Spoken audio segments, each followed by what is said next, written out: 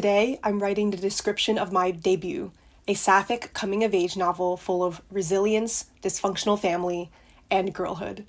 I've been putting this off because it feels overwhelming to have to summarize a book that I've been working on for 5 years into just one small paragraph that will hopefully convince people that they might like it enough to give it a chance and read the whole thing. Just ask any author what their book is about and watch them panic. It can be really difficult to summarize your whole story into just a few sentences. I'm feeling especially nervous because this is my first time doing this, but I thought that it would be fun if I could make this into a video for anyone who's interested in the behind the scenes of the life of a soon-to-be indie author, or just enjoys reading queer, cathartic coming-of-age novels.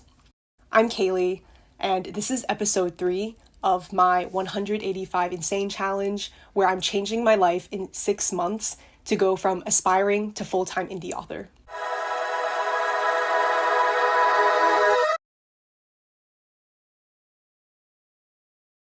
I'm going to use a few different methods and formulas to craft the best blurb. First, I want to summarize the book into one sentence.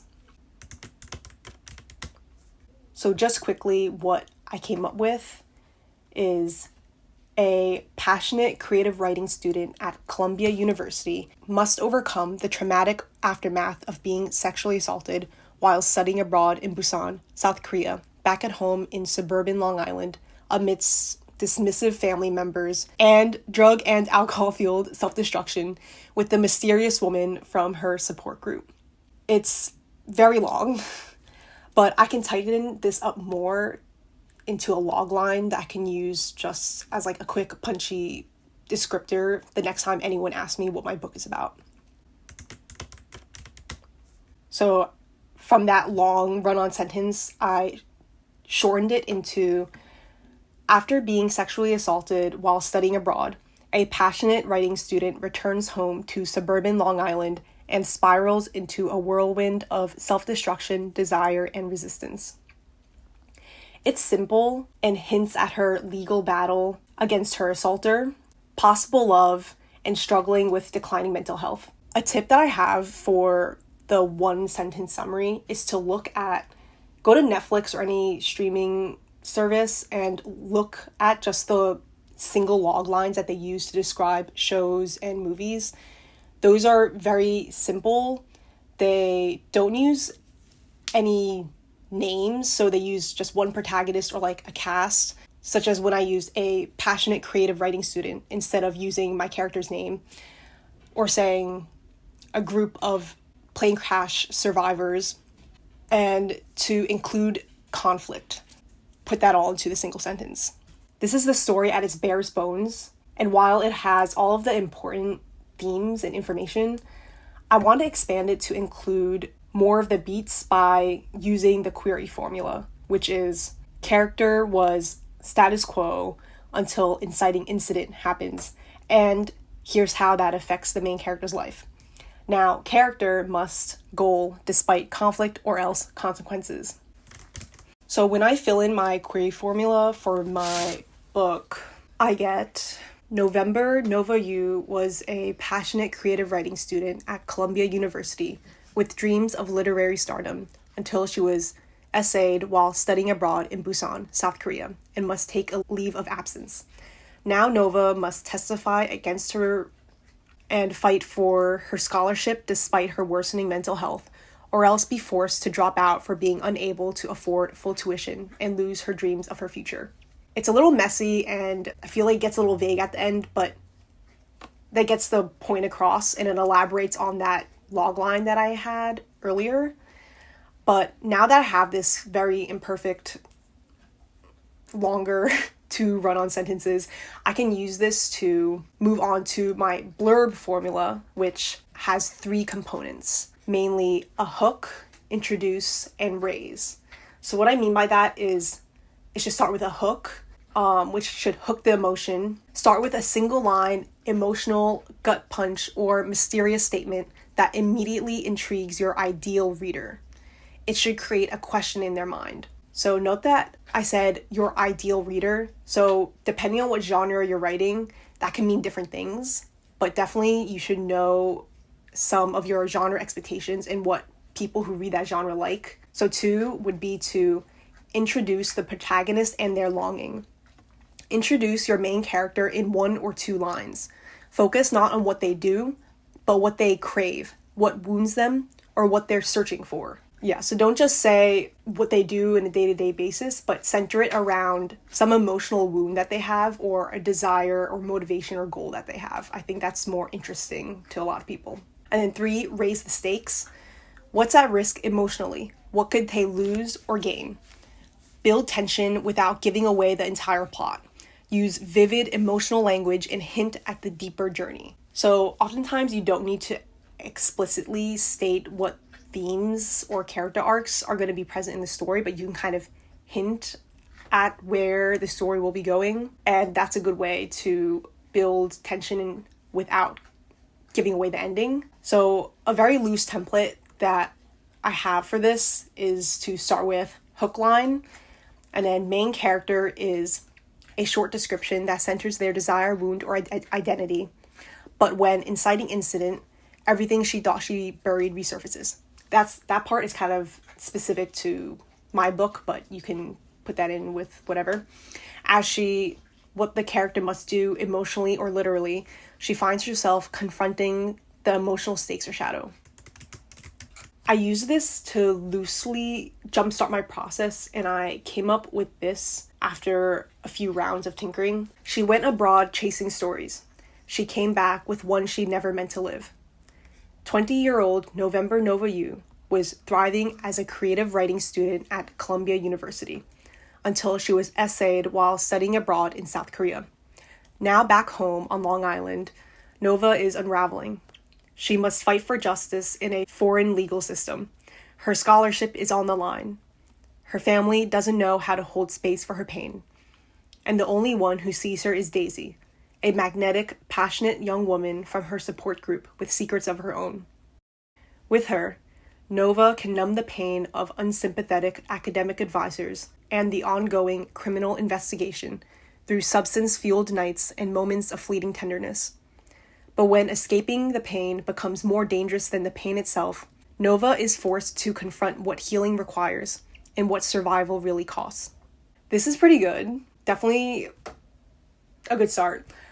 But I think I should add some comps to set up some expectations even before getting to the description, especially because this is my debut and people will not know me or my writing. So comps are comparative titles that publishers will use to see what books are similar to yours. I like to think of it as where your book would sit on a bookstore's bookshelf. So I think that my book would sit and belong somewhere in the same area as these titles. That's generally what I'm going for. But while I think that readers who enjoyed these books would like mine, I want to find some closer matches to better describe my book. For that purpose, I like Perks of Being a Wallflower, more the movie than the novel. For the coming of age, first love, and sexual trauma aspects that it has. I'm also going to pick On Earth We're Briefly Gorgeous as a more recent comp for its queer first love, coming of age, and Asian American family lens that it has, and exploration of the power of being heard. So with these two comps, I've come up with The Perks of Being a Wallflower meets On Earth We're Briefly Gorgeous in this powerful sapphic coming-of-age debut about trauma, desire, family, and what it means to rewrite your life after it's been torn apart. I think this adds some context so that anyone who stumbles across my book's landing page will immediately get a sense of the vibe and themes that this book will explore, which will prep their expectations, like even before they read the actual blurb that I just wrote. I think that it also speaks to a very human desire to see wounded characters empower themselves through resilience, even if the act of being resilient is painful. It's cathartic to go on that kind of journey with them from the safe place of fiction, without actually having to go through all of these very traumatic experiences. So the final description for my debut is: The Perks of Being a Wallflower meets On Earth We're Briefly Gorgeous in this powerful sapphic coming-of-age debut about trauma, desire, family, and what it means to rewrite your life after it's been torn apart. She went abroad chasing stories. She came back with one she never meant to live. 20-year-old November Nova Yu was thriving as a creative writing student at Columbia University until she was essayed while studying abroad in South Korea. Now back home on Long Island, Nova is unraveling. She must fight for justice in a foreign legal system. Her scholarship is on the line. Her family doesn't know how to hold space for her pain. And the only one who sees her is Daisy, a magnetic, passionate young woman from her support group with secrets of her own. With her, Nova can numb the pain of unsympathetic academic advisors and the ongoing criminal investigation through substance-fueled nights and moments of fleeting tenderness. But when escaping the pain becomes more dangerous than the pain itself, Nova is forced to confront what healing requires and what survival really costs. I'm really happy with the result, but what do you guys think? So I want to welcome you guys to a new segment of this channel that I'm going to be calling After Hours. If the beginning of the video was a workshop for crafting your book's description, then this is the time where I get to speak more casually about what's been going on. So I just came back from a month-long family trip in Asia, and thank you so much to you guys who reached out and asked if I was doing okay, since you noticed that I haven't uploaded in a month. You guys are actually the sweetest, and that is so cute. Like, that made my entire day. So thank you so much to whoever did. That means a lot to me, knowing that people actually check back on my channel to see if I've uploaded and checking to see if I'm all right. Like, that is so nice.